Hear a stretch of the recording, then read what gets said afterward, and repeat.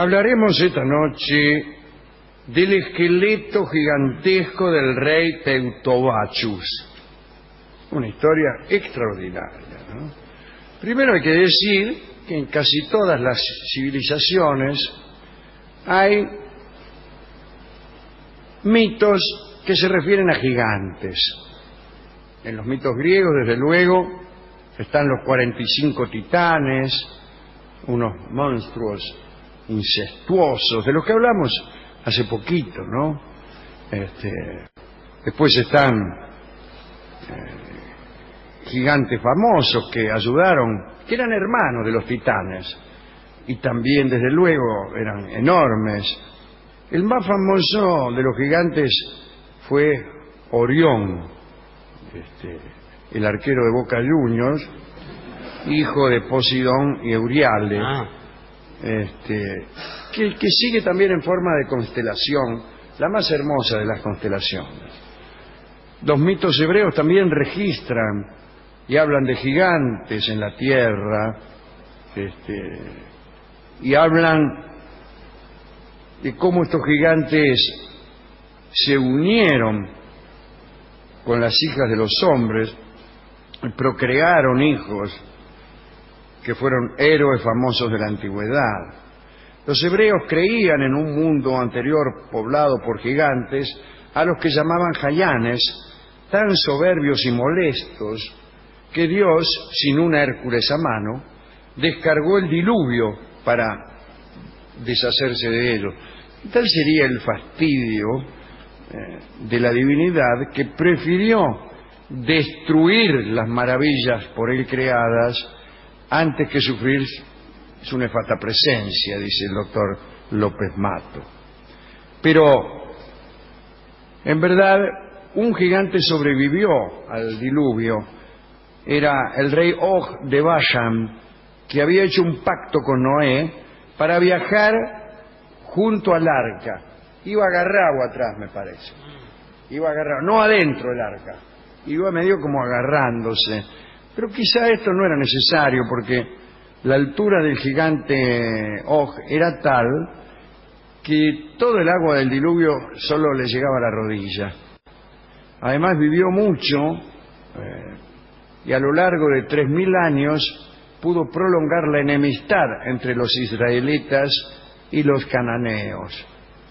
Parece que en una ocasión, con fuerza colosal e inspiración griega, arrancó una montaña para arrojarla sobre el campo de los judíos y así exterminarlos. No se sabe si los gigantes griegos hallaron inspiración en este hecho, es decir, a saber, arrojarse unos a otros islas, o si fue al revés. Pero el caso es que Dios hizo que la montaña se despedazara sobre los hombros del gigante, que así quedó enceguecido. ¿Veo cómo es uno cuando una montaña se desmenuza en nuestros hombros? Bueno, Moisés pudo derribarlo para que nunca más se levantara contra el pueblo de Dios.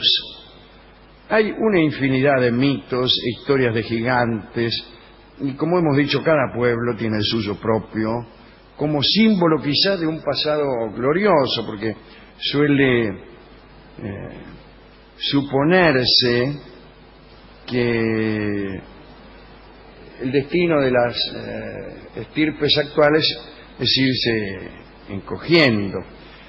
Hay una ciencia inexacta, la de la gigantología, que fue fundada por el monje Annius de Viterbo allá por 1458, y este monje proclamaba que después de sesudos estudios acerca de los textos del astrólogo Berosus,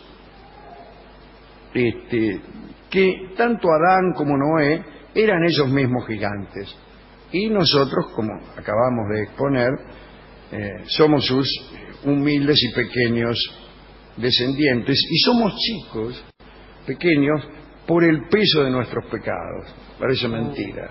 Bien. Todas estas teorías obligaban a descubrir antepasados monumentales para estar a la altura de las cuestiones. El más conocido de esos gigantes fue descubierto en tierras de Francia allá por 1613, más precisamente un 11 de enero. No fue descubierto el gigante, sino sus restos, pero bueno. Sí.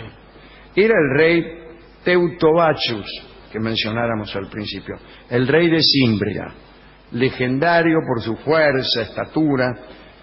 Luchó contra las legiones de Mario en Roma, y vencido fue llevado prisionero a Roma, y su cabeza sobresalía incluso más alta que las lanzas de los legionarios.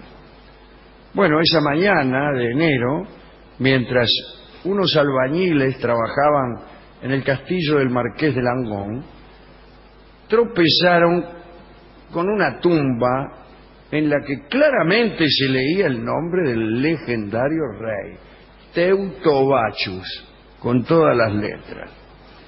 Bueno, llamaron entonces al cirujano del pueblo, un hombre célebre por su erudición, y el tipo enseguida certificó que se trataba de aquel coloso conocido por su bravura, bla, bla, bla.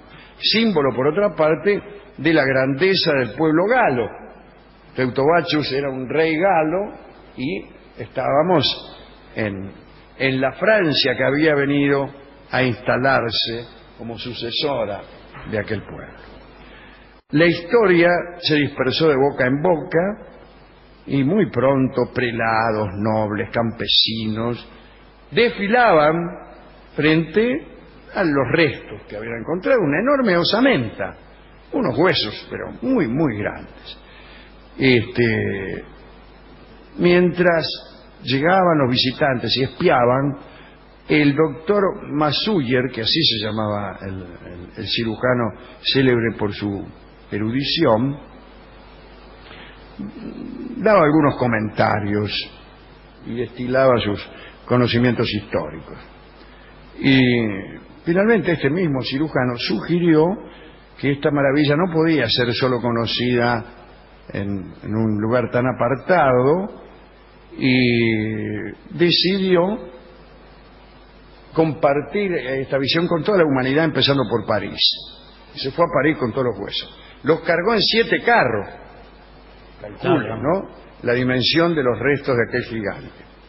A las puertas de París fueron recibidos oficialmente por los nobles locales, lo hospedaron en el palacio del marqués de Langón.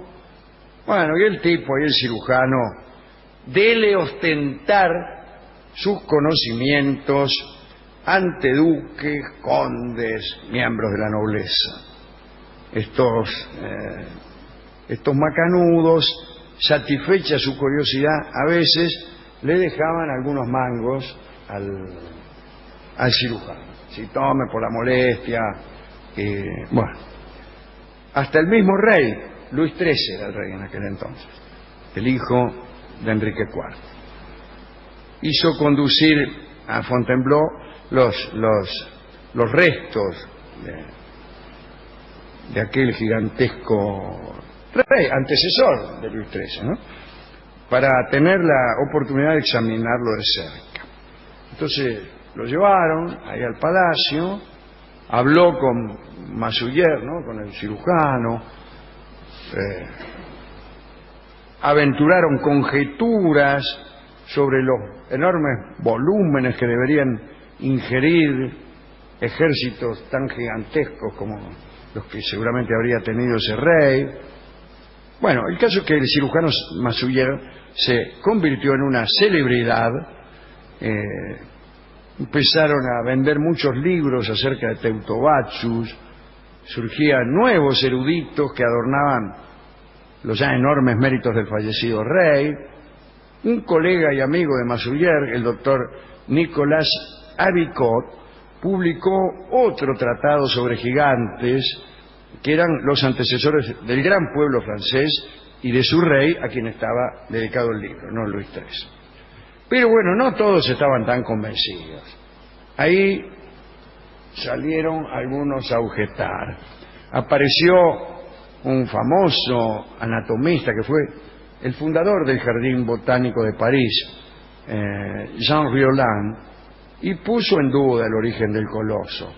Y se abrió una disputa muy extendida y muy violenta, quizá la más violenta de la ciencia francesa. Se insultaban, se decían cosas. Roland decía que estos huesos seguro que eran de un elefante.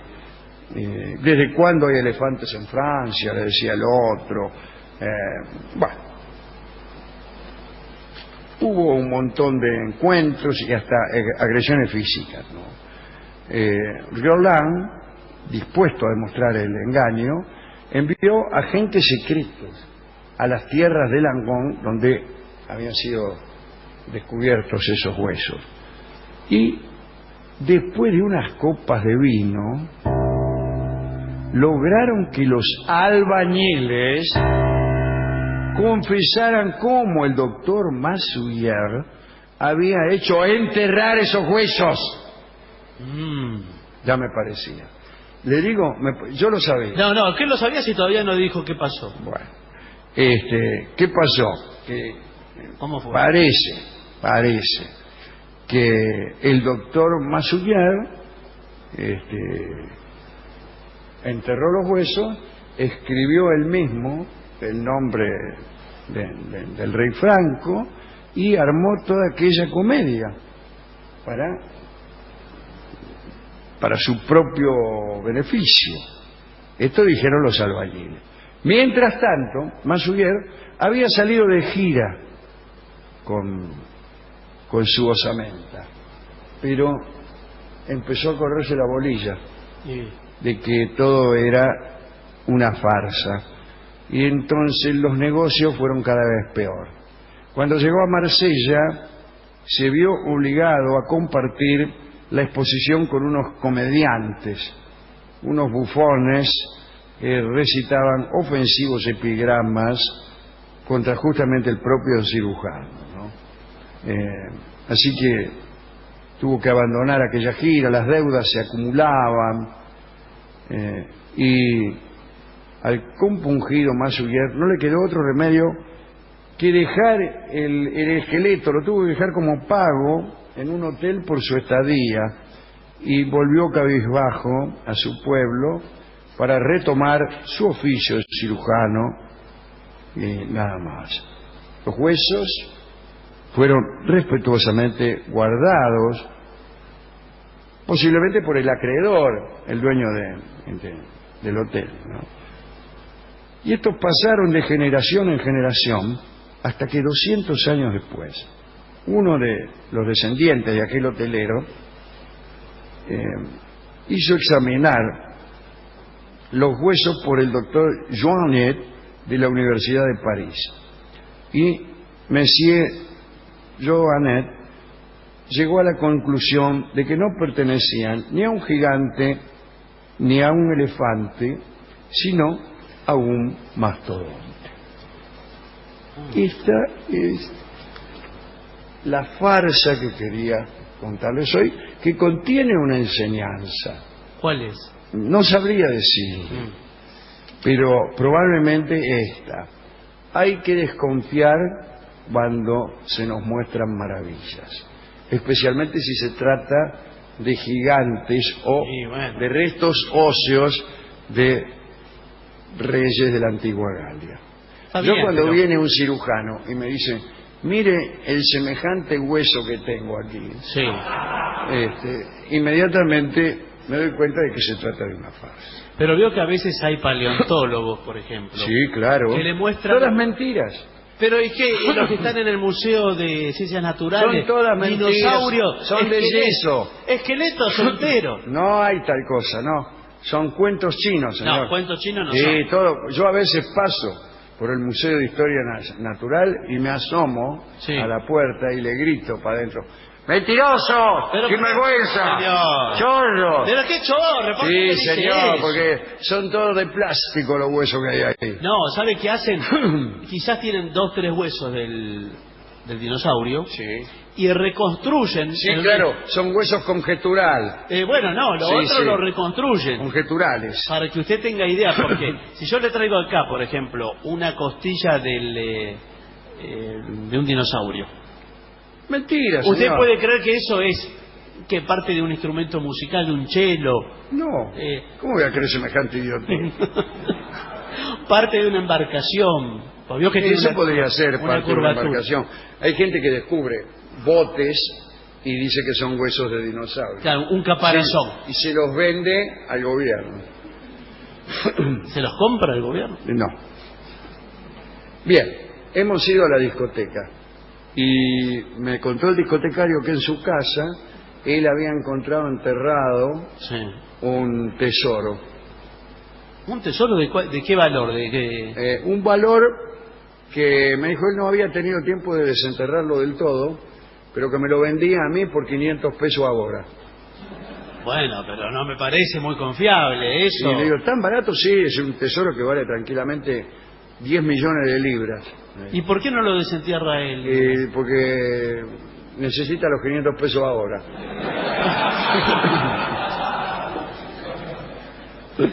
Ay, es la historia de... Yo de igualmente tantos. muchas veces he vendido mi parte en negocios geniales por 500 pesos ahora y no me la quisieron comprar. Señores, el discotecario también, Sí. cuando le conté la historia, dijo las siguientes palabras: mentiras. Y Sí, mentiras es la canción criolla que canta inmediatamente para ilustrar esta farsa del esqueleto del rey Galo, Teutobachus. Ahora mismo la va a cantar, ¿sabe quién? Julio Sosa. Julio Sosa con inusual acompañamiento de guitarra. Mentiras. Suele decirse, no sé por qué capricho de las etiquetas de los discos desde hace mucho, desde la aparición misma de esta canción, dice tonada salteña. Nunca se ha sabido de nada que sea una tonada salteña, y mucho menos esto, que es la canción criolla, ¿no? Vamos a escucharla, es hermosa.